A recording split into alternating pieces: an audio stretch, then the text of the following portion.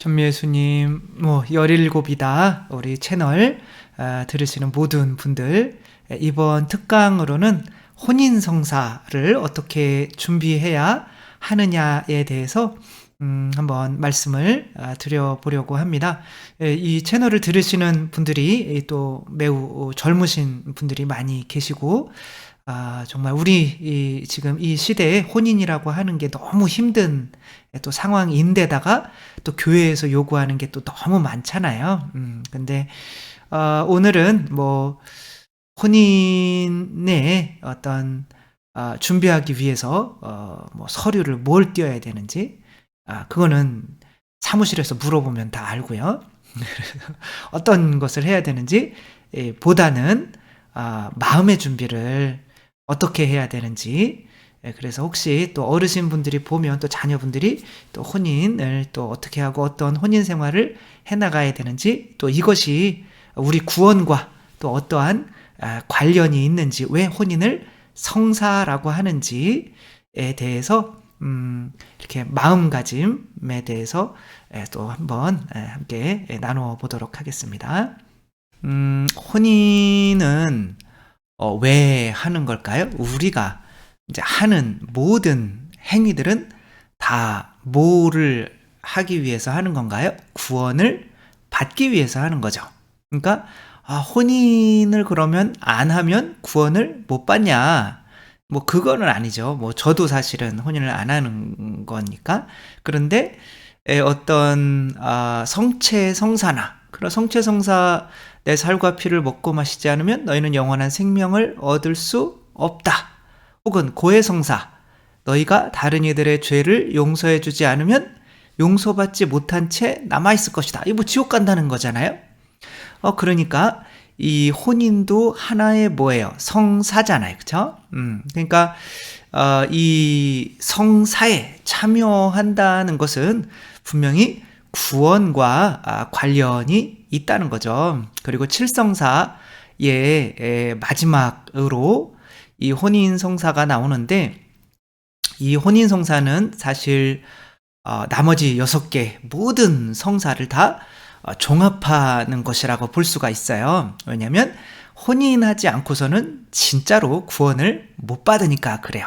지금 끄지 마시고 조금 더 들어보시면 왜 혼인과 구원이 직결되는가, 그리고 혼인하지 않으면 왜 누구도 구원에 이르지 못하는가, 또 구원에 이르기 위해서 반드시 이 혼인이 이 구원에 관련된 방향으로 사라져야만 하는가를 우리가 볼 수가 있겠죠.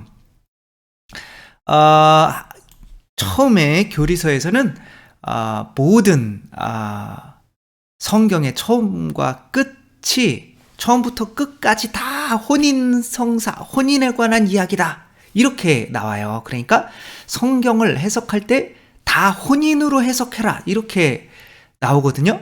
그러니까 하느님이 아담을 창조하는 것부터 시작해서, 또 아담을 통해서 하와를 창조하는 것부터 시작해서, 또 아담이 동물들에게 이름을 지어주는 거, 혹은 하느님이 이스라엘의 어떤 신랑이다, 내가 너희의 신랑인데, 너희는 호세아 예언서도 있잖아요. 내가 너희 신랑인데 너희가 바람 폈어, 이렇게 얘기를 해요. 그러니까 하느님이 우리를 혼인관계로 생각하시네. 그래서 예수님이 결국에는 뭐로 오시는 거예요? 신랑으로 오시는 거죠. 교회의 신랑으로 오시는 거죠. 그러니까 교회는 그리스도의 신부인 거죠. 그러니까 내가 그리스도와 혼인함으로써 구원받는 거죠. 그러니까 혼인이 하나의 계약이잖아요. 그러니까 모든 관계는 다 계약인데, 그 관계 중에 가장 밀접한 관계가 혼인인 거죠. 그러니까 내가 만약에 땅을 사려고 한다, 그러면 그 땅 주인과 뭐를 맺어야 돼요? 계약을 맺어야겠죠. 그러면 그 땅 주인이 원하는 돈의 액수가 있을 거 아니에요? 100만 원이다. 그러면은 나는 50만 원만 들고 가서 그것을 할 수가 없단 말이에요. 그 사람이 원하는 걸 채워줘야 돼요. 그러면 내가 이제 100만 원을 줬어요. 근데 그 사람은 땅을 반밖에 안 준다. 이런 거를 뭐라고 그러는 거예요? 우리 이제 전문 용어로 사기 친다라고 하는 거죠. 그러니까 관계가 아니면 사기인 거예요. 그러니까 결혼해 보니까 사기 쳤어요. 저 남편이 뭐 좋은 대학도 안 나왔는데 나왔다고 그러고 부모님이 돈도 많다고 그랬는데 돈도 없고 완전히 사기 쳤어요. 뭐 이런 이야기들을 이제 하시는데 가만히 생각해 보면 본인도 사기친 게 있을 수도 있어요. 근데 아무튼 계약이라고 하는 것은 이제 상대와 내가 원하는 것을 서로 이제 맞바꾸는 거죠. 그렇게 함으로써 이제 관계가 맺어지는 거죠. 예수님께서 이제 우리가 미사 때 그러잖아요. 너희는 모두 이것을 받아 마셔라. 그 외우세요. 너희는 모두 이것을 받아 마셔라. 이 피를 두고, 그렇죠? 이는 뭐예요? 너희는 모두 이것을 받아 마셔라. 이는 새롭고 영원한 계약을 맺는 내 피의 잔이니. 그러니까 예수님이 신랑으로서 계약을 맺으러 오신 거예요. 왜 우리에게 피를 들고 오셨을까요? 그것은 신랑은 어떻게 해야 되는 거냐면 신부를 위해 내 피를 내어줘야 되고 내 생명을 내어줘야 되는 거예요. 그러니까 지금의 남편으로 생각하면 남편은 밖에 나가서 이제 뭐 지금 일반적인 거를 이야기하는 거지. 어떤 뭐 물론 뭐 아내가 돈 벌어오고 남편이 애 키울 수도 있는 건데 일반적인 걸 이야기하는 거죠. 남자는 아내와 자식들을 살리기 위해서 밖에서 이제 피를 흘리는 거예요. 그 피로 벌은 돈을 이제 몽땅 가져다 줘야 되는 거죠. 그래서 반밖에 안 준다. 이건 사기치는 거죠. 큰일 났네요. 아무튼 그렇게 하면 아내는 또 남편이 원하는 거를 어떻게 해줘야 되는 거예요? 해줘야 되는 거죠. 그런 것이 이제 남편이 원하는 게 뭐예요? 자녀 낳아서 잘 키워주고, 그렇죠? 또 자기한테 좀 잘 해주고 뭐 이런 거겠죠.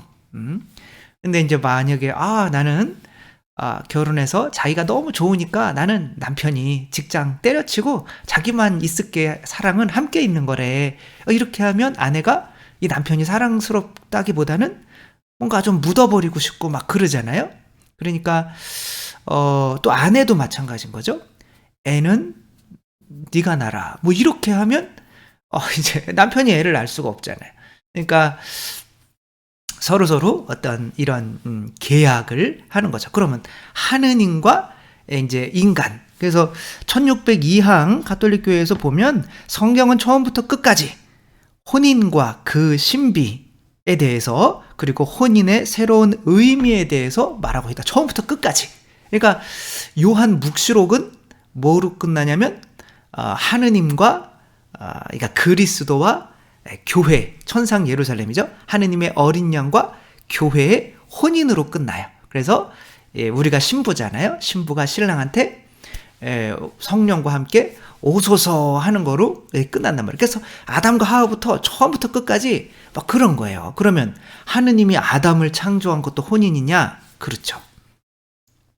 하느님이 이제 아담은 바로 하느님의 아들이에요.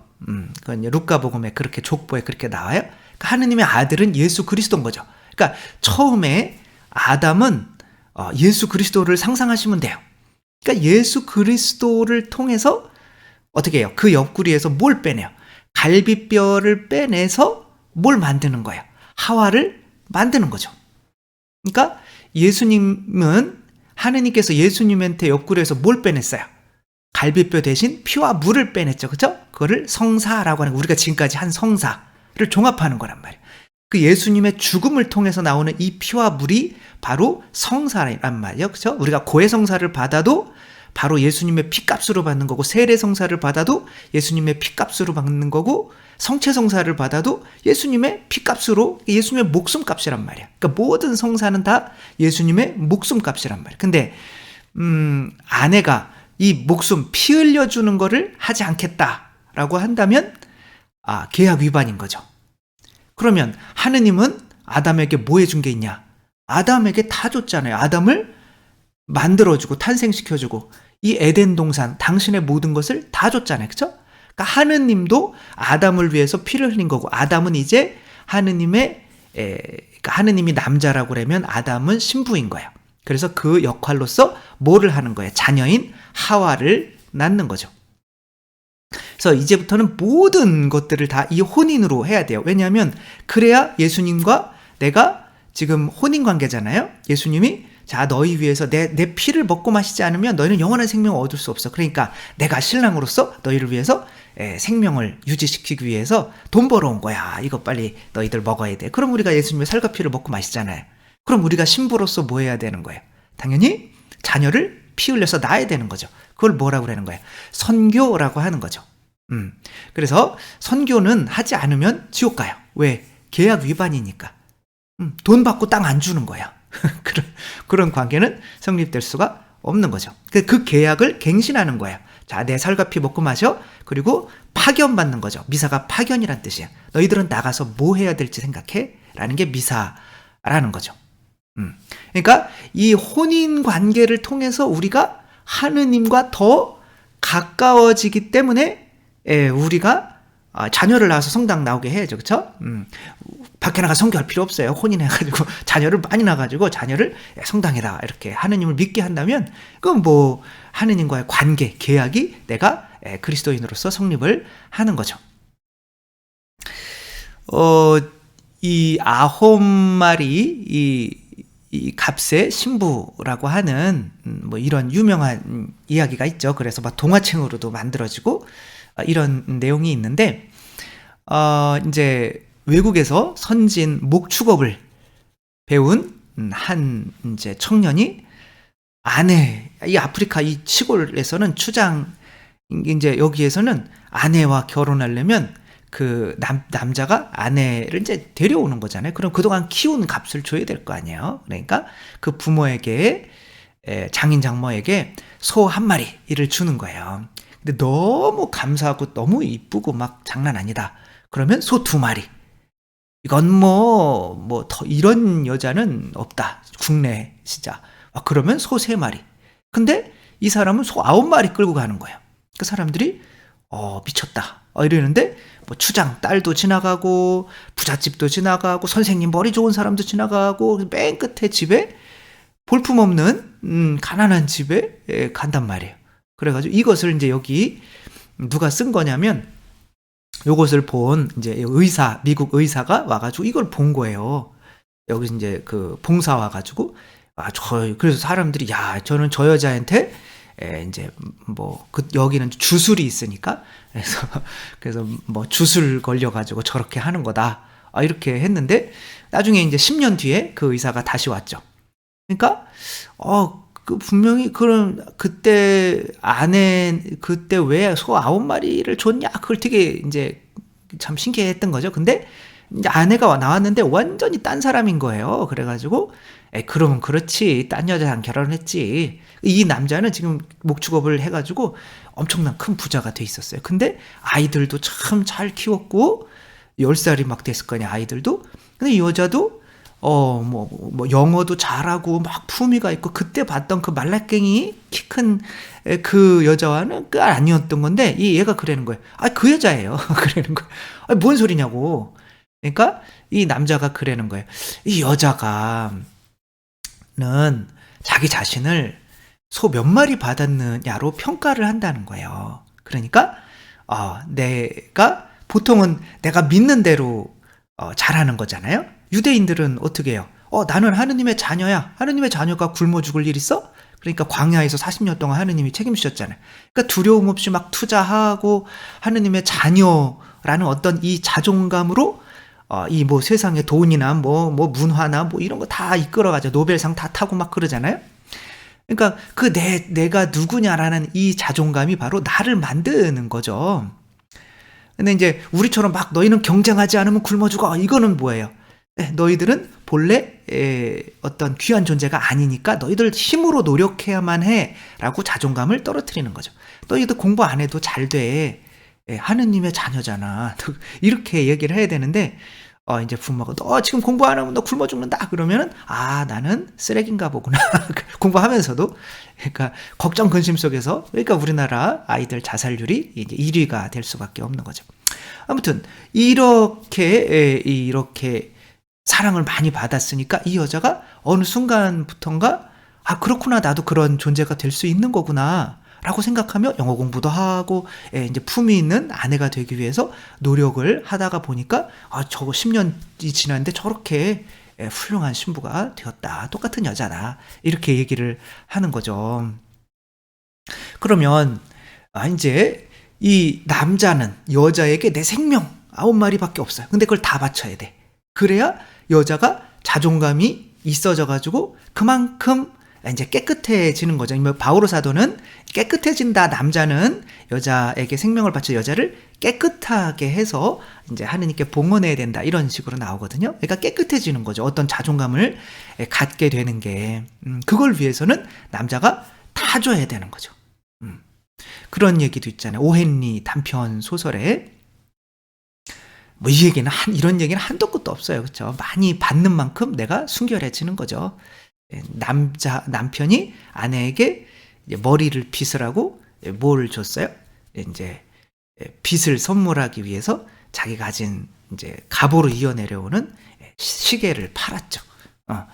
그러니까 이제 머리가 좀 떡지고 그랬었나 봐요. 그러니까 아내는 이제 아내로서의 어떤 그런 여자로서의 굉장히 머리는 중요하잖아요. 근데 뭘 잘랐겠어요? 그 남편에게 선물하기 위해서 크리스마스 이브날 머리를 자르면 죽잖아요. 머리카락을 잘라서 어떻게 했어요? 그거를 팔아가지고 남편의 시계줄을 사온 거죠.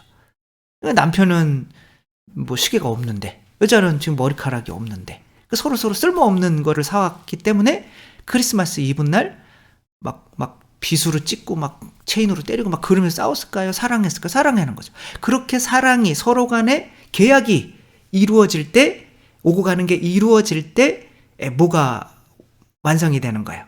자녀가 태어나는 거죠. 그러니까 하느님이 성부 성자 이 사랑이잖아요. 그러니까 성부께서 아드님에게 뭘 줘요? 사랑을 주는 거죠. 그게 성령이잖아요. 그죠? 다 주시는 거잖아요. 아버지는 나에게 다 주셨다. 그럼 아들은 남편에게 아버지께 순종해서 어떻게 해야 돼요? 순종해서 자녀를 낳아야죠. 그게 바로 옆구리에서 갈비뼈를 빼서 피와 물을 빼서 아버지께 남편에게 선물하는 거죠. 자녀를 낳기 위해서, 교회를 탄생시키기 위해서. 근데 아담이 태어났을 때 아담을 통해서 하와가 이렇게 나오잖아요. 그때 이제 아담은 또 깨어나서 어떻게 되는 거예요? 이제는 하와와 자녀 딸인데 하와 결혼해요. 그러니까 내 살에서 나온 살이요, 내 뼈에서 나온 뼈구나. 그러면 이렇게 또 내가 태어나게 만든 이와 하나가 되는 이 신비가 계속 이루어지는 거죠. 또 아담은 하와를 통해서 자식을 낳고 그 자식은 또 하와와 이렇게 되는 거죠. 그러니까 중간에 왔다 갔다 하는 이 선물이 있는데 그것이 바로 이제 사랑인 거죠. 그게 성령인 거죠. 삼위일체로 따지자면 성령인 거죠. 그러니까 아버지께서 예수님 세례 받으실 때 성령을 보내시죠. 그렇죠? 그러면 다 주신 거예요. 어떻게 보면 아빠가 아버지가 하느님이 죽으신 거예요. 아무것도 가지지 않고 그냥 이름만 남겨놓고 다 준 거예요. 남편은 다 줘야 돼요. 돈 벌어놓고 그러니까 집이나 뭐나 이런 거를 다 아내 명의로 하셔야 돼요. 큰일 난다. 그래야 아내가 깨끗해진다니까요. 그러면 이제 그런 남편을 위해서 아내도 뭐 할 수 있게 되는 거냐면 순종할 수 있게 되는 거예요. 그러니까 지금 순종 이야기를 하면 굉장히 이제 욕먹는 시대가 됐죠. 왜 남녀 평등인데 순종하냐? 자, 하느님 아버지와 아드님은 평등할까요? 평등하지 않을까요? 아드님이 아버지께 뭐 했어요? 죽기까지 순종했죠. 그렇죠? 왜? 피와 물 빼내기 위해서. 그러면 아버지가 더 높아요? 아들이 더 높아요? 당연히 아들이 아버지께 순종하는 거니까 아버지가 더 높다. 맞는 말이기도 하지만 틀린 말이기도 해요. 왜? 한 몸이에요. 이분들은 성부, 성자, 성령은 일치잖아요. 삼위 일체잖아요. 그렇죠? 한 몸이란 말이에요. 하나란 말이에요. 이 갈비뼈도 성령인데 이것도 내가 죽어야만 내어줄 수 있는 거예요. 그러니까 이것도 하나예요. 성부, 성자, 성령. 이 선물도 중간에 왔다 갔다 하는 선물이 성령인 거죠. 따라서 아내가 남편에게 순종하는 것은 하나가 되기 위한 방법이지 머리가 둘일 수가 없잖아요. 그래서 에페소서에서는 남편은 아내를 위해서 예수 그리스도께서 우리를 위해서 생명을 내어주신 것처럼 아내를 위해서 생명을 바쳐야 되는 거고, 남편은 생명을 바치는 거예요. 밖에 나가서 피를 막 죽도록 노력해서 피를 아내에게 갖다 바치는 거예요. 그러면 아내는 뭐 하는 거예요? 아내는 남편에게 교회가 그리스도께 순종하는 것처럼 남편에게 순종해야 된다. 이렇게 이야기를 해요. 그래서 우리 혼인이 우리 신앙과 연결이 되지 않으면, 신앙의 계시가 되지 않으면 이게 성사가 아니에요. 성사는 하나의 계시란 말이에요. 자, 성체성사. 그러면 성체는 밀떡인가요? 예수님인가요? 분명히 우리 눈에는 밀떡으로 보이지만 이게 예수님이잖아요. 그러니까 예수님을 계시하는 거잖아요. 그러니까 모든 성사는 그 하느님의 사랑을, 삼위일체 사랑을 계시한단 말이에요. 그러니까 그거를 통해서 하느님을 이해하게 되는 거죠. 마찬가지로 혼인만큼 하느님을 이해할 수 있는 성사는 없는 거예요. 왜? 하느님께서 당신의 모습대로, 성부, 성자, 성령의 모습대로 남자와 여자를 만드셨기 때문에 그래요. 그래서 삼위일체 하느님의 가장 완전한 상징은 뭐냐면 이 혼인이란 말이에요. 이분은 장위화 씨라고, 남편이 이제 아내분이 결혼하자마자 수술을 하다가 뇌가 이제 잘못 그 신경을 건드려서 뇌사 상태가 됐어요. 심장만 뛰는 거죠. 그러니까 머리는 죽은 거예요. 그러니까 이제 그 뇌사 상태가 돼서 근데 병원엔 입원시킬 수는 없는 상황이잖아요. 그래서 집에 데리고 와서 시골에 사는데 이제 아내가 좋아하는 노래를 계속 불러줬어요. 나의 연인인가 그런 노래를. 그래서 한 6년 정도 이렇게 불러주면서 뭔가 이렇게 미움 같은 것도 먹이고 그랬겠죠. 그러니까 눈물이 한 방울 툭 떨어지더래요. 같은 노래를 하루만 들어도 미쳐버리거든요. 근데 6년씩이나 같은 노래를 불러주니까 너무 힘드셨나 봐요. 그 다음에 2년 뒤에, 8년인 거죠. 2년 뒤에 아내가 깨어나요. 이 표정 보세요. 왜 나한테 그 노래만 부르냐. 이런 표정은 아니잖아요. 그쵸? 너무 이제 고마운 거죠. 그쵸? 근데 문제는 임신을 하게 됐어요. 그래서 이제 의사들은 8년 동안 몸을 못 움직였으니까, 지금도 휠체어 타고 다니셔요. 못 움직여요. 하반신은 못 움직여요. 그러니까 지금 이게 애를 못 낳는다. 이게 근육이 어느 수축성이 있어야지. 빨리 애 안 띄면 아내는 죽는다. 그러니까 남편이 그렇다는데, 그러니까 아내가, 남편이 날 위해서 목숨을 바쳤는데 내가 다시 나를 살려준 남편을 위해서 남편이 원하는 자녀를 안 낳아줄 수가 있냐라고 하면서 결국에는 아기를 낳다가 어떻게 됐겠어요? 살았어요. 다 살았어요. 꼭 드라마처럼 가지는 않더라고요. 그래서 정말 이제 인간의 몸은 신기한 거죠. 그래서 아기 딸아이를 낳았어요. 그래서 이 세 명이 같은 노래를 또 계속 지금도 부르고 있어서 딸이 가출했다는 그런 농담이고요. 그래서 이 남편이 목숨을 주면 아내는 뭐 하는 거예요? 남편을 위해서 순종하는 게 자녀를 낳는 거죠. 우리로 얘기하면은 바로 선교하는 거죠. 그 선교의 어떤 의무를 재확인하는 것이 혼인 반지가 기억하기 위한 거잖아요. 그 남자 술집에 들어갈 때 혼인 반지 빼는 거는 문제가 있는 거잖아요. 그래서 그 혼인을 갱신하는 거, 이게 기억하는 거, 그게 너희는 나를 기억하여 이 예식을 행하여라. 그게 미사잖아요. 그러니까 미사 때는 예수님의 살과 피 내 안에 들어오시니까 나도 예수 그리스도구나. 이 믿음으로 야곱처럼 누구예요? 에사우, 나는 에사우입니다 라고 우겨야 돼. 나는 그리스도입니다. 그리고 우겨야 내가 그리스도처럼 되는 거죠. 하느님 자녀가 되는 거잖아요. 그러니까 나는 개다 그러면은 개처럼 사는 거잖아요. 나는 사람이다 그러면 사람처럼, 나는 예수 그리스도다 그러면 하느님의 자녀처럼 물 위를 걸을 수 있는 이제 사람이 되는 거죠. 그러니까 그 믿음 주기 위해서 예수님이 살과 피를 우리에게 주셨단 말이에요. 죽으셨단 말이에요. 그러면 우리는 어떻게 해야 돼요?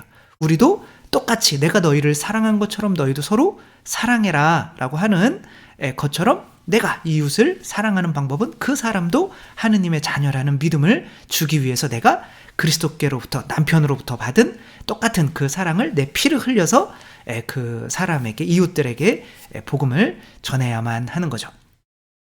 이렇듯이 우리 인간의, 하느님과 인간의 역사는 바로 혼인계약의 역사다. 예수님도 신랑이시잖아요. 그쵸? 세례자 요한이 예수님 모든 사람이 다 이렇게 가는 거예요. 그러니까 세례자 요한한테 세례 받다가 예수님께 가니까 열 받잖아요. 근데 세례자 요한은 열이 안 받는 거죠. 그럼 뭐라고 그래, 제자들한테? 신부를 차지하는 거는 신랑이다, 이런 말을 해요. 그러니까 이제 그 세례자 요한은 뭐냐면, 내가 내 제자들, 이 사람들, 내가 낳은 자녀를 남편에게, 신랑에게 봉헌하는 거예요. 그 신부로서. 그러니까 우리 모두는 그리스도의 신부인 거죠. 그래서 성모님조차도 요한복음에서 여인이여라고 하는 거는, 이제 성령님을 직접 아버지께로부터 받는 예수 그리스도는 에게 이제 더 이상은 어머니가 아닌 거예요. 왜? 이제 예수 그리스도가 이제 머리이시고 우리가 몸이 되는 거예요. 그 신부가 돼서 우리가 이제 구원을 받게 되는 거거든요. 그것을 위해서 성모님조차도 그리스도의 몸이 돼야 되는 거예요. 신부가 돼야 되는 거예요. 그래서 여인이여, 이렇게 되는 거죠. 그 다음에 그 여인에게서, 그 성모님에게서 또 태어나는 자녀 있잖아요. 요한이 그 골고타 언덕에서 여인이여, 내 부인이여, 이런 뜻이에요. 내 부인이여, 이 사람이 이제 당신과 나를 통해서 낳은 또 다른 아들입니다. 교회입니다. 그러는 거죠. 그래서 요한은 교회를 상징하는데, 교회의 어머니가 바로 성모 마리아가 되시는 거죠. 그 성모 마리아의 또 남편이, 우리 교회의 남편이 또 예수 그리스도가 되는 거고. 네, 그런데 그래서 이 혼인은 이제 우리가 누군가를 좋아해서, 혹은 내 행복을 위해서 내가 선택하는 것이 아니라, 바로 이제 하느님께서 인간을 구원하기 위해서 맺어주시는 행위란 말이에요. 그러니까 혼인의 주체는 바로 하느님이란 말이에요. 그래서 예수님께서 하느님께서 맺어주신 것을 사람이 풀어서는 안 된다라고 하잖아요. 그렇죠? 자, 여기에서 하와를 탄생시킨다. 이것은 아담이 하는 일인가요? 하느님이 하시는 일인가요? 아담을 통해서 하느님이 하시는 거잖아요. 그러니까, 그리고 여기에서 하느님께서 아담에게 짝을 마련해 주시는 것은, 아담이 여러 자매님들을 두고 선택을 하는 게 아니잖아요. 이 하와밖에 없어요. 아무도 없어요. 그러니까 이것은 뭐예요? 운명인 거예요. 하느님이 맺어주시는 거예요. 그래서 내가 저 인간 살다가 내가 저 인간이랑 왜 결혼했지? 이런 말은 가톨릭 신자가 하면 안 돼요. 하느님이 맺어주신 거란 말이에요. 내가 선택한 게 아니라. 내가 선택했다고 생각하는 거는 이 관계의 주체가 내가 되는 거예요. 하느님이 맺어주시는 것이 아니라. 예수님조차도 그러잖아요.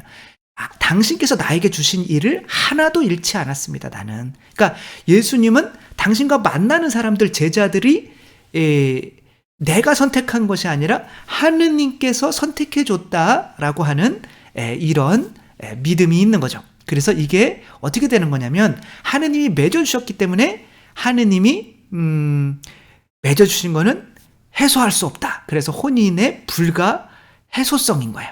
그리고 하느님께서 이 여자 저 여자 이 남자 저 남자 맺어주시지 않잖아요. 그렇죠? 그래서 혼인은 단 한 번, 그 다음에 한 번 혼인한 거는 끊을 수가 없다라고 하는 거죠. 이 분들이 이제 닉 부이치치 있잖아요. 이 남자분이 손과 발이 없이 태어났잖아요. 네, 이제 하와이인가 그쪽에 갔을 때 이 일본계의 이 나옴인가요? 이 자매님이 너무 이쁜 거예요. 그래가지고 결혼하고 싶다 이렇게 보자마자 그런 거죠. 손발이 없는데. 근데 아무리 마음에 들어도 손발이 없는 사람과 살아가는 것은, 아기도 여러 명, 4명인가 낳았어요. 근데 그건 너무 어렵잖아요. 그래서 나는 솔직히 지금 사귀는 남자도 있고, 당신 죄송한데 에는 관심이 없다 그랬더니 닉 부이치치가 이러는 거죠. 혹시 하느님이 맺어주셨을 수도 있으니까, 우리 1년 동안 이제 이 닉 부이치치는 호주에 살았잖아요. 우리 1년 동안 좀 떨어져 있으면서 만약에 한 번도 전화도 하지 말고 편지도 하지 말고 서로 간에 대한 마음이 점점 깊어지고 커지면 그것이 하느님 뜻인 줄을 압시다 라고 그렇게 한 거야. 근데 나오미 이분이 그럼 내가 아무리 그래도 이 손발 없는 사람이 좋아질까? 그랬는데 1년 동안 시간이 지나면서 점점 이 사람 생각이 점점 나는 거예요. 그리고 그런 가운데 하느님이 이 사람을 나의 짝으로 마련해 주셨구나 라는 그런 믿음이 커지는 거죠. 그렇게 해서 이렇게 결혼해서 지금 너무나 이분들이 이제 행복하게 사시고 있는 거죠. 이렇게 부부관계 또 자녀, 이것이 내가 저 사람이랑 결혼한 거야. 내가 저 사람이랑 결혼하면 행복할 것 같으니까 한 거야. 그러니까 내가 저 사람이랑 결혼해서 행복할 것 같으면 나는 목인 거예요. 무슨 얘기냐면 신부님 저희 혼배 성사 좀 주례해 주시겠어요? 그래서 혼배 성사의 그 성사의 주체는 부부예요.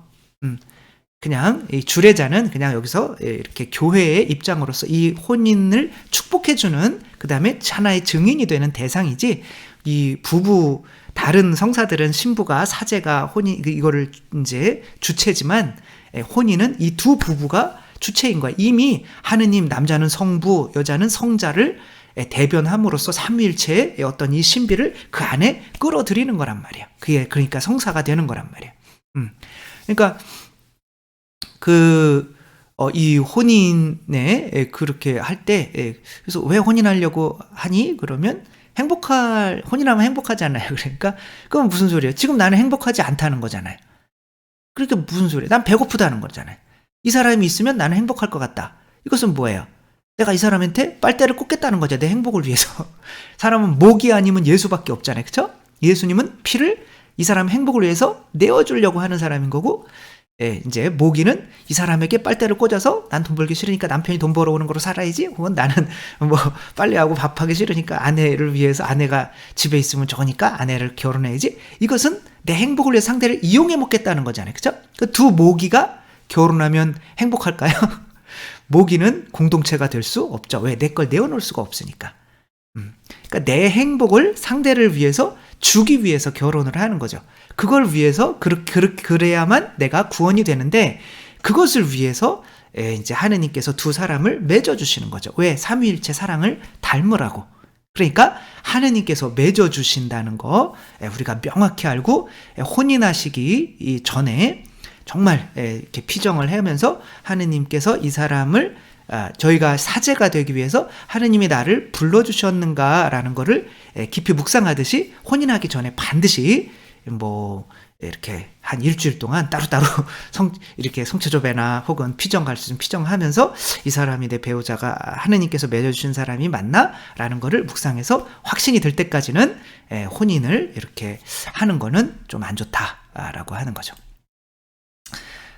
요즘에는 우리나라도 혼인하기가 너무 힘들죠. 나라가 망하는 가장 빠른 길은 자녀를 안 낳으면 돼요. 혼인을 안 하면 되는 거거든요. 이제 그런 식으로 우리나라가 이제 세계 1위잖아요. 그쵸? 근데, 그렇게 되는 게 이제 하느님의 뜻과 반대로 가는 거죠. 왜냐하면 하느님의 첫 번째 명령이 뭐였냐면 자녀를 낳아서 번성하라 였거든요.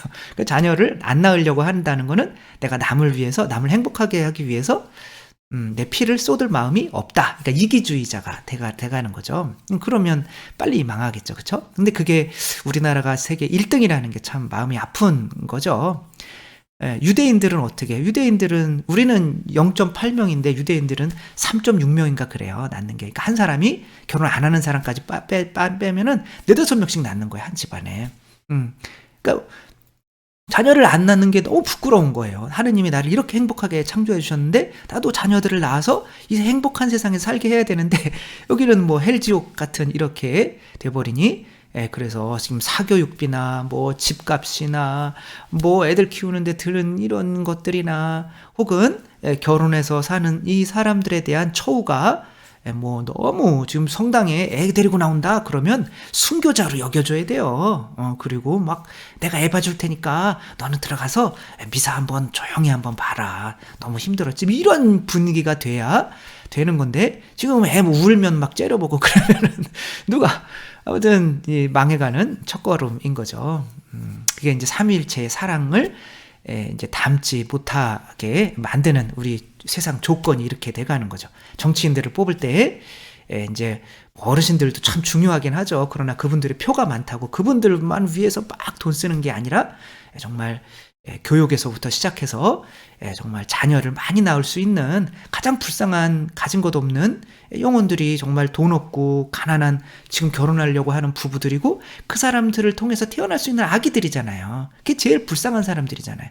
가장 보잘것없는 형제에게 해준 것이 곧 예수님께 해주는 거잖아요. 우리들은 어르신들도 물론 잘 보살펴야 되고 감사해야 되겠지만 더 태어나보지도 못한 이런 아이들이 더 많이 태어나게 하는 게 사실은 나라가 근데 뭐 일단 정당이 표를 많이 얻어야 되니까 이제 일본처럼 일본도 이제 정권이 바뀌질 않아서 지금 망했잖아요. 그렇죠?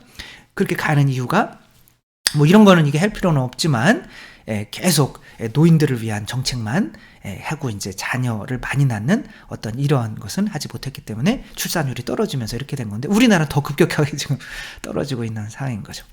이렇게 이제 부부 관계가 되면 좋은데 이제 뭐가 개입하는 거예요? 죄가 개입하는 거죠. 그렇죠? 이 부부 관계가 깨졌죠. 이 죄라고 하는 거는 관계를 단절시키는 거죠. 그러니까 이 죄가 뭐예요? 세속 육신 마귀잖아요. 그렇죠? 이 뱀이 저거를 하느님께 바치지 말고 네가 가져라. 탐욕이잖아요. 내가 소유하려고 하는 거. 생존 욕구죠. 그렇죠? 내가 소유하지 않으면 죽으니까. 그러니까 부부관계는 내어줘야 되는데 모기처럼 내가 소유하려고 하는 마음이 생기면 남편도 어떻게 돼요? 돈 벌어올 때만 좋고 못 벌어오고 집에서 막 아파가지고 돈만 나가면 짜증나는 거죠. 그거는 사랑이 아닌 거죠. 그렇죠? 너 육신은 뭐야? 먹어라 이건 거죠. 그렇죠? 근데 아내가 막 이제 옛날에는 참 아내를 보면 막 찌릿찌릿하고 했는데 요즘에는 막 숨소리도 막 싫고 막 그래요. 그러면 남자가 이제 뭐 술집에 갈 수도 있고 막 그런 거잖아요. 그 사랑이 아니잖아요. 그러니까 또 마귀 교만이잖아요. 그죠? 서로 네 탓이야. 둘 다 목이잖아요. 목이라 뭐 얘랑 결혼하면 행복할 줄 알았는데 나는 행복하지 않아. 이건 뭔 뜻이에요? 이게 원래 나는 목이었는데 그러니까 상대를 통해서 행복할 줄 알았던 거죠. 그러니까 그게 행복하지 않은 탓이 본인 탓인데 남 탓을 계속하면서 부부싸움을 하는 거예요. 그러니까 심판하는 거죠. 판단하는 거죠. 그러니까 이렇게 죄가 세속육신 마귀 내 자아가 개입을 하면 반드시 관계가 깨진다라고 하는 거죠. 그러면은 이 세속육신 마귀로부터 벗어나게 만들 수 있는 게 뭐예요? 바로 예수 그리스도의 피인 거죠. 따라서 부부가 신앙생활이 제대로 안 되면 예수 그리스도의 피를 통해서 내 안에 있는 자아를 죽여야 되는데 그래야 다시 관계가 회복되고 이제는 나 같은 사람과 결혼해준 이 사람에게 감사한 마음이 생기게 되는 거죠. 자아가 죽으니까, 교만이 죽으니까. 그러니까 저도 예수님과의 관계도 마찬가지인 거죠. 예수님과 혼인한다. 그래서 신학교에 들어갔어요. 예수님께 제 모든 것을 바치겠습니다. 저는 순결한 그리스도의 신부입니다. 근데 왠지 행복하지가 않은 거예요. 내가 이만큼이나 바쳤는데 뭐 여자도 헤어지고 뭐 대학도 자퇴하고 부모님 막 말씀도 안 듣고 막 와가지고 당신한테 목숨을 바친다고 왔는데 신학교는 재미도 없고 막 너무 힘든 거죠. 내가 해주는 거에 비해서 도대체 당신이 나한테 해주는 게 뭐예요? 뭐 이런 마음 가졌던 것 같아요. 그때 성체를 영할 때 예수님이 그래 너 나한테 많이 줬니? 그래 나한테 많이 줬냐? 상대에 대한 감사가 깨지면 끝난 거예요. 관계는. 그래 나한테 많이 줬니? 근데 난 너한테 다 줬다. 내가 먹고 온 게 바로 예수님의 살과 피네. 인간이 뭔데? 그리고 내가 바친다고 한 것들도 다 누구 거였어요? 본인 하느님한테 받은 거였잖아요. 내 건 하나도 없는 거예요. 하느님 없었으면 우린 존재하지도 못해요. 그때 뭔가를 드린다고 하느님께 불만을 가져. 아들을 목숨을 죽여서 그 살과 피를 우리에게 주시면서 죄도 용서받고 우리 자아도 죽이게 만드는데 그러니까 그때 확 눈물이 막 쏟아지는 거예요. 이렇게 많이 주신 분한테 내가 그걸 모르고 그러니까 여러분 이게 결혼할 때 행복하고 싶으면 상대를 위해서 하루에 한 번씩만 고맙다는 말 하세요. 하지 않아도 그냥 감사일기라도 그냥 하루에 오늘은 아내가 이렇게 해준 거에서 감사하다. 오늘은 남편가 이렇게 해준 거에서 감사하다. 뭐 그 부부관계 영원히 행복합니다. 그리고 자녀들은 또 얼마나 행복하겠어요. 그렇죠? 아무튼 그렇게 감사가 나올 수 있으려면 먼저 하느님께 감사를 해야 되는데 그러기 위해서 이 교회가 이제 그 예수님의 살과 피를 이거를 위해서 이제 중개를 하게 되는 거죠. 은총의 중개자가 필요한 거죠. 이 김희아 씨 아시죠? 이 자매님. 한쪽은 지금 이제 화장으로 이렇게 하얗게 가렸지만 원래 이 한쪽 삐뚤어지지 않은 이쪽에도 뭐가 있었어요. 이렇게 모반, 빨간 모반이 있어가지고 이제 그런 모반이 있었는데 그거는 이제 그래도 이 남자가 결혼하겠다. 이렇게 한 거죠. 근데 이제 이쪽 다른 쪽에도 뭐가 들은 거예요? 암이 들어서 이렇게 다 깎아나게 된 거죠. 근데 하느님에게 대해서 불만이 있으면 이 혼인 못합니다. 왜냐면 여기 시아버지 시어머니한테 무슨 면목으로 볼 거며 자기가 이런 모습인데 근데 그러려면 자기의 자존감을 누구를 통해서 회복해야 돼요? 남편만으로는 안 돼요. 하느님 통해서, 신앙을 통해서. 그러니까 나도 남자와 결혼하고 싶다 그러면서 이 손이 지우개가 좀 되게 해주세요. 그리고 얼굴을 막 문지른 거잖아요. 밤마다. 어느 날 울면서 이렇게 눈물이 막 그냥 너무 따가운 거예요. 근데 왠지 믿음으로 하면 지워질 것 같은 거예요. 그럼 난 남자친구 사귈 수 있어. 그러고 있는데 이제 예수님이 보인 거죠. 근데 예수님이 나의 얼굴 때문에 내가 아파하는 것보다 더 훨씬 크게 나 때문에 아파서 눈물을 흘리는 그 예수님의 모습을 본 거예요.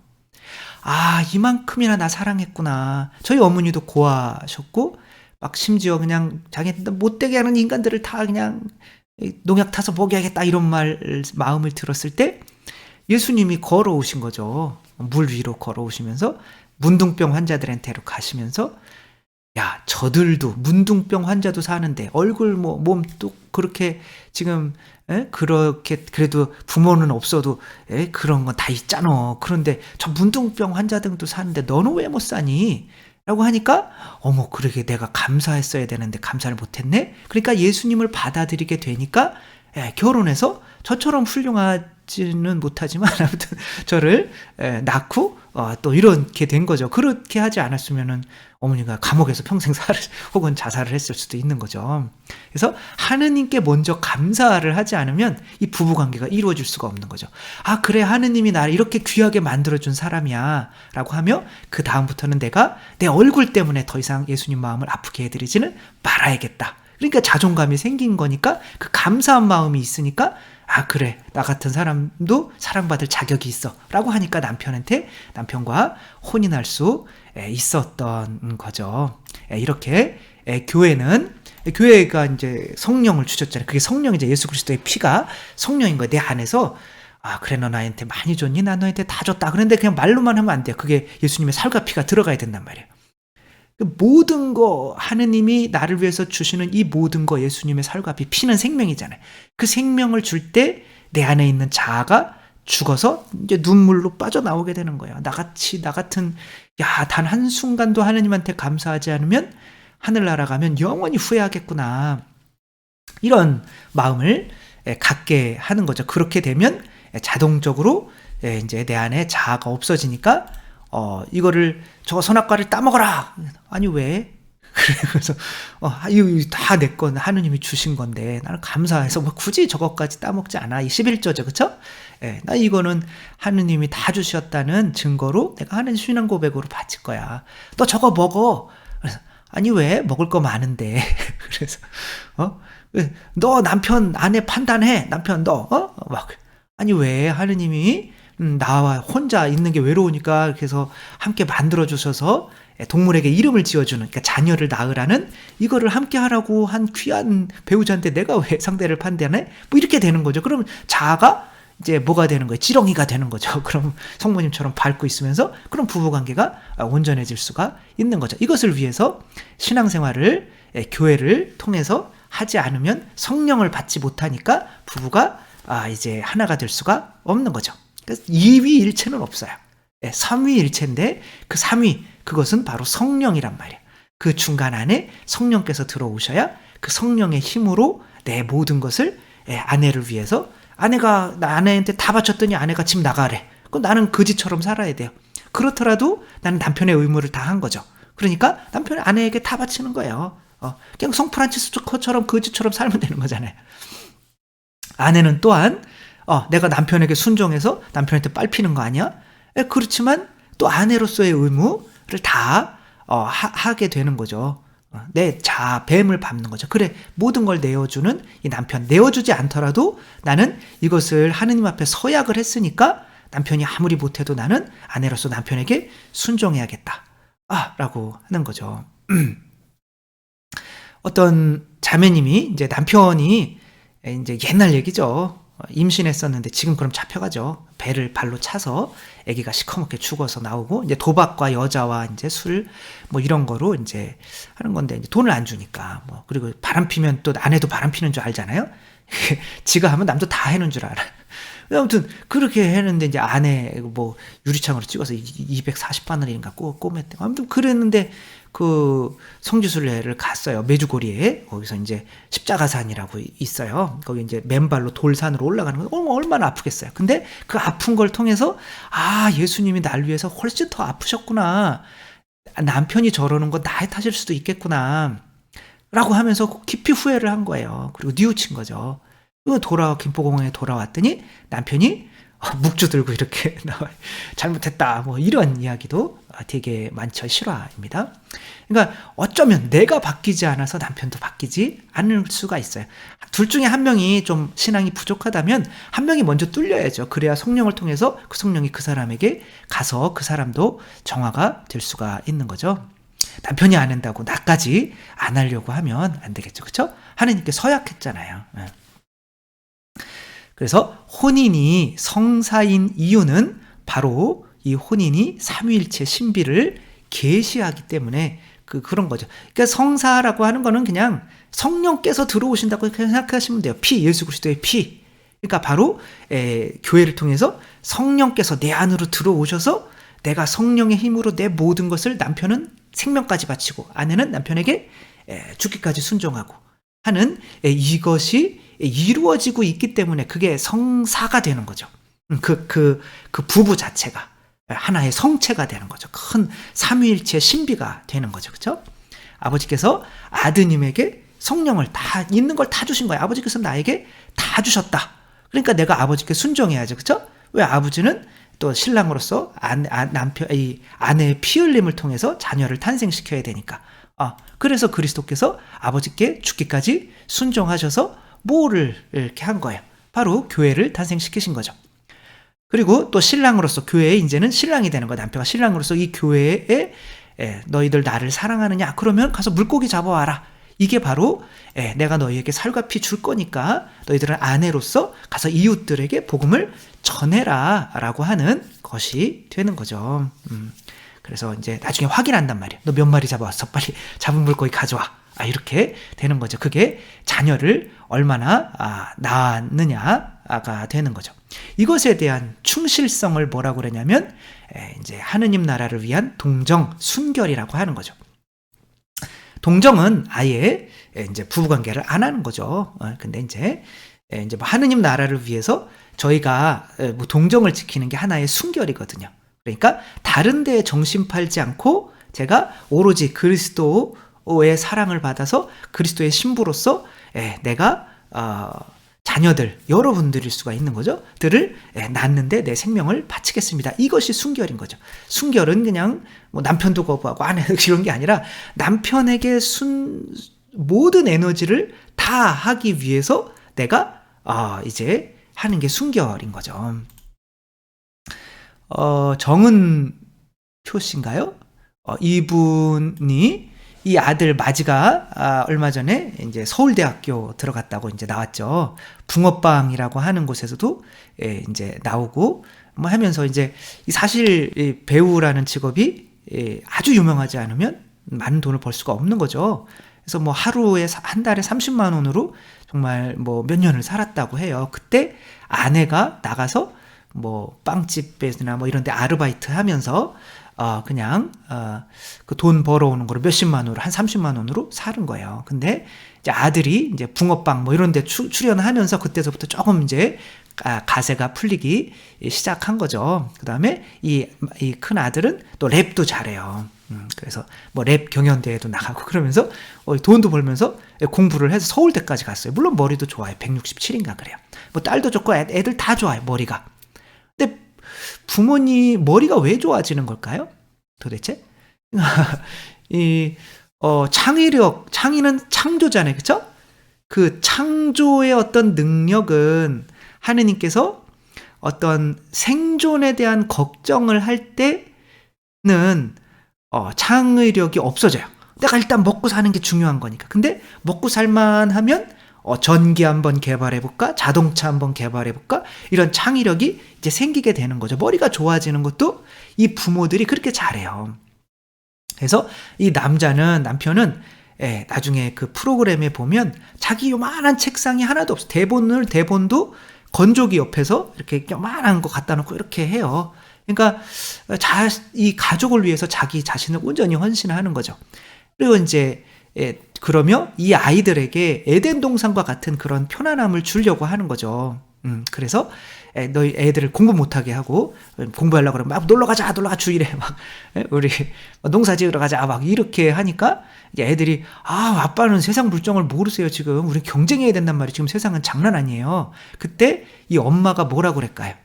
엄마가 순결하다면 뭐라고 그래야 돼요? 아니 지금 이 경쟁 시대에 애들 공부 안 시키면 어떡하냐고 하면 안 되는 거죠. 왜? 그럼 순결하지 않은 거. 남편에게 전부를 내가 주지 못하는 거죠. 이 엄마가 뭐라 그랬냐면 어디 아버지가 가지하는데 니네가 말대꾸를 했냐. 그리고 남편이 돌아오면 항상 먼저 뛰어나가. 애들이랑 경쟁해요. 먼저 뛰어나가서 남편을 안기는 거예요. 그리고 이 남편은 얼마나 행복해요. 그쵸? 그러니까 이렇게 부부가 사랑하는 모습을 보니까 이 부모님이 그러니까 아이들을 악하게 만들려면 사람이 악해지는 이유는 먹고 살 걱정 때문에 그런 거죠. 바이킹 생각하시면 좋아요. 바이킹은 그 사람들이 원래 나쁜 인간들이 아니었어요. 누가 싸우기를 원하겠어요. 근데 먹을 게 없는 거예요. 인구는 너무 이제 늘어나지. 그 스칸디나비아 반도 거기는 척박하거든요. 그러니까 뭐 눈 내리고 먹을 게 없으니까 이제 다른 나라를 이제 치게 되는 거죠. 그러니까 에덴 동산에서 살면 나쁜 사람이 될 수가 없어요. 그 뱀이 아니야, 너는 소유해야 돼. 너는 경쟁에서 이겨야 돼. 너는 육체적으로 더 맛있는 거 먹어야 돼. 이렇게 생존에 대한 다른 사람이 이겨야 돼. 뭐 이런 것들을 내 자아를 누르지 못하면 나는 에덴 동산에 쫓겨나서 스스로 척박한 그런 땅에 머물게 되면서 내 스스로 다른 사람에게 해를 끼치는 약탈자, 모기가 돼 가는 거죠. 근데 이 부모는 이걸 알았던 거예요. 돈이 없어도 니네 걱정하지 마. 엄마는 너희한테 기대가 아무것도 없어. 이렇게 얘기를 해요. 그랬더니 애들도 저도 아빠한테 기대 없어요. 뭐 이렇게 얘기를 하는데 정말 착하고 잘하고 공부도 잘하고 뭐 이런 가족이 없어요. 이게 정말 여기에서 정말 중요한 역할. 남편도 훌륭하지만 이 아내도 모든 것을 우선적으로 쌈 싸서 누구한테 먼저 줘요? 남편한테 먼저 줘요. 애들은 안중에도 없어요. 그냥 부부끼리만 있고 애들은 나와 있어도 아는 척도 안 해요. 이것이 바로 참 현명한 거죠. 이것이 내가 죽는 거죠. 아내가 자식들을 얼마나 사랑하겠어요. 그러나 남편을 먼저 사랑하지 않으면 자식들한테 좋은 게 올 수가 없다라는 걸 알기 때문에 현명한 아내인 거죠. 그래서 우리가 그리스도께 또 순종한다는 거는 내 자신을 죽이는 수밖에 없는 거죠. 이것이 바로 순결함인 거죠. 별거 없어요. 성가정은 우리 성가정이라고 하잖아요. 그렇죠? 이 성가정은 각방 쓰면 돼요.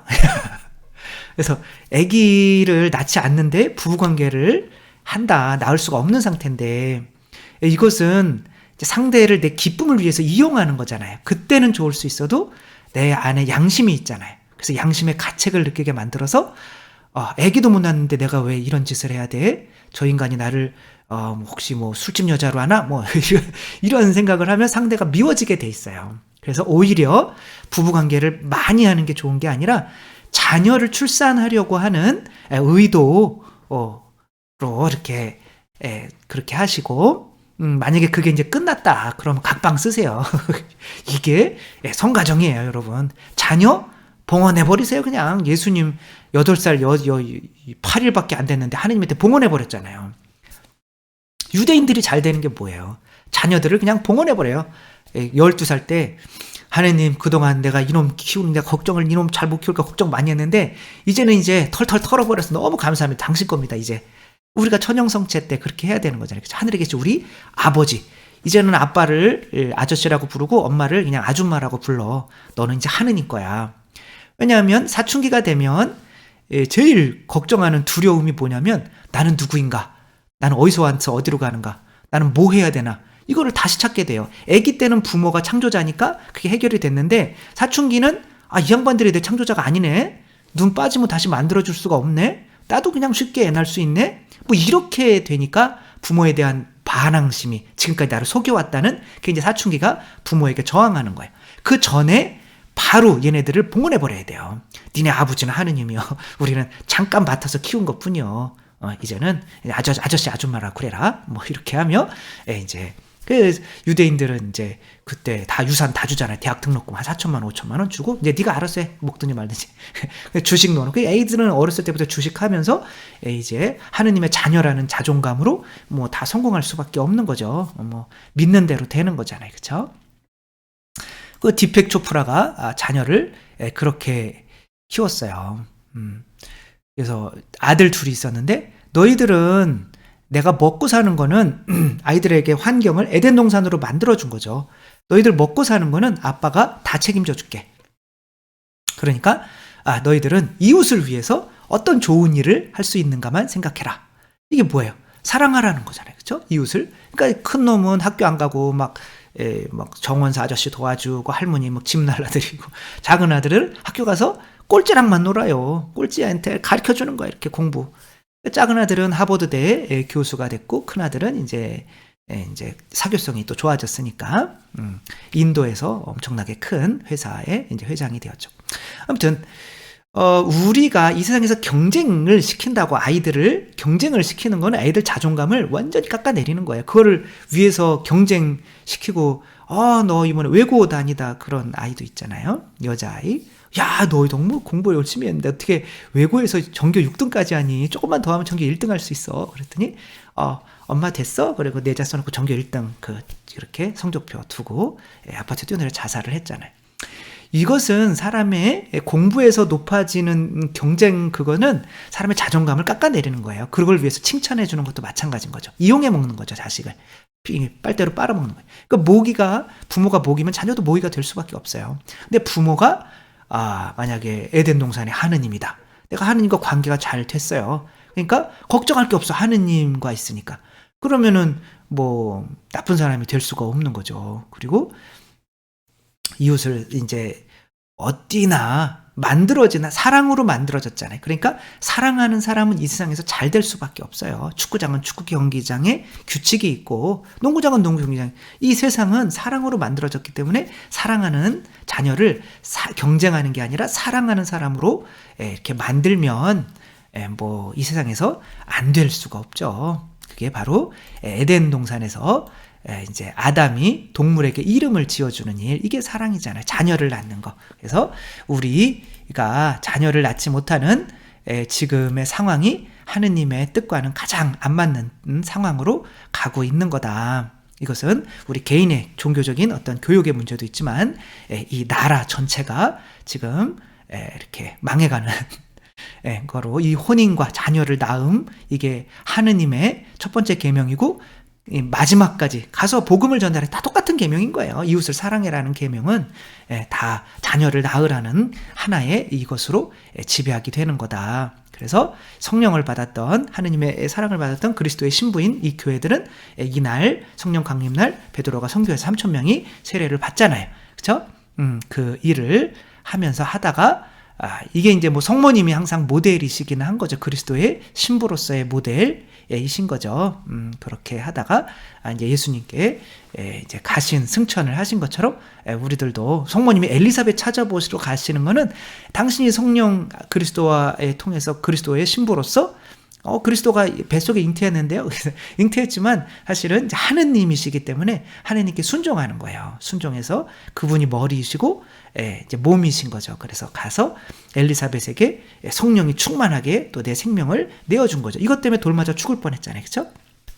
이렇게 하니까 또 자녀를 요한이라는 자녀를 탄생하게 만들었기 때문에 이제 신랑이신 그리스도께서 하늘나라에서 이제 승천하시는 예수님을, 성모님을 이렇게 맞아주는 거로 우리의 미래가 결정이 되는 거죠. 믿음은 선택이에요. 일단은 믿고 나야 나에게서 일어나는 현상들을 보면서 더 믿게 되는 거지. 뭐 증거를 보여달라. 뭐 애기들의 증거가 없어요. 여러분, 애기들한테 일란성 쌍둥이, 엄마가 일란성 쌍둥이다. 그러면은 애기들한테 애기들이 그 엄마를 구별할 수 있을까요? 구별 못해요. 여러분, 유튜브 같은 데도 많이 나와요. 그래서 아빠도 구별 못해요. 애들이 찍는 거예요. 그냥 사랑을 제일 많이 주시는 분을 내 부모로, 그래야 내 마음이 편안하니까. 창조된 분이 내 앞에 계셔야 내가 마음이 편안하고, 내가 누군지 알고 뭐 해야 될 줄을 아니까. 그러나 사춘기가 되면 바로 그리스도의 신부로서의 정체성을 심어지지 않으면 영원한 사춘기, 내가 누구인지, 어디로 와서 어디로 가는지, 뭘 해야 되는지 모르게 된다라고 하는 거. 사춘기 이전에 확실하게 우리가 그리스도의 신부로서 미사할 때 계약을 갱신하는 그래서 우리가 세상 살아가는데 유일하게 필요한 거는 자녀를 낳는 일이다, 성교하는 일이다. 요것을 심어주지 않으면 아이들은 영원한 사춘기, 세속이나 돈이나 쾌락이나 어떤 권력이나 이런 거에 집착하다가 죽게 된다라고 하는 거. 그래서 이 혼인이 우리가 성화되는데 정말 중요한 게 아니라 뭐 가장 핵심적인 일인 거다. 이것을 위해서 교회가 혼인을 할 수 있도록 이것이 성사로 제정이 된 거다라고 생각하며, 우리가 한번 혼인, 성사 뭐 실패하거나 이런 거 두려워하시지 말고, 하느님의 뜻, 하느님이 맺어주셨다, 그 믿음만 있으면 끝까지 갈 수가 있고, 또 성당에 나와서 두 분이 다 성령님을 계속 받고 계시다면 내 자아가 사라지기 때문에 끝까지 좋은 가정으로 갈 수가 있고, 하느님 앞에 빈손으로 오지 마라, 이런 뜻이 있는데, 내가 하느님께 봉헌했습니다. 그러면 그 자녀들이 이제 하느님께 가져가는 선물이 되는 거니까 하늘나라에 들어갈 수 있게 되는 거죠. 우리 모두 이 혼인의 깊은 의미를 깨닫고, 앞으로 정말 우리나라가, 우리 가톨릭이 한 명씩만 좀 더 낳고 더 결혼하고 하면서, 우리가 지금 이렇게 안 낳을 때 5명씩만 낳아봐요. 50년 지나면 우리나라는 가톨릭 국가로 바뀐단 말이에요.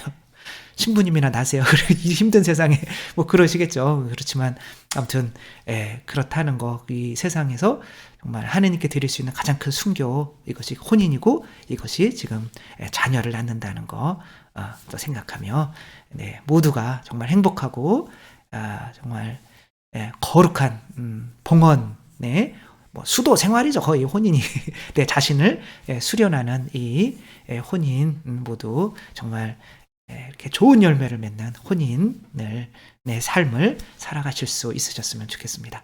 주님께서 여러분과 함께 전능하신 천주 성부와 성자와 성령께서는 여기 모인 모든 이에게 축복을 내리시어 길이 머물게 하소서. 주님과 함께 가서 복음을 전합시다. 하느님 감사합니다.